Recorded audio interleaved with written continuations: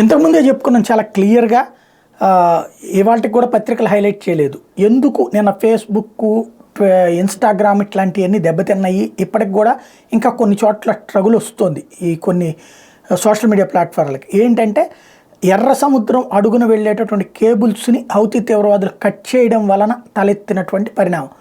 Even మన టాటా వాళ్ళకి సంబంధించిన కేబుల్స్ కూడా అందులో కట్ అయినాయి, వాళ్ళ కమ్యూనికేషన్ కేబుల్స్ కూడా.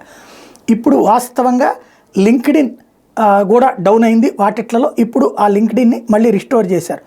అయితే వరల్డ్ వైడ్గా ఇవన్నీ కేబుల్స్ బేసిస్ మీద దెబ్బతింటే ఒక్క ట్విట్టర్కి మాత్రం ఏ ప్రాబ్లం రాలేదు. ఎందుకయ్యా అంటే ట్విట్టర్ వచ్చేటప్పటికి ఎలన్ మాస్క్కి సంబంధించిన స్టార్లింక్ శాటిలైట్స్ ఆల్టర్నేటివ్ సోర్స్ కింద పనిచేస్తున్నాయి.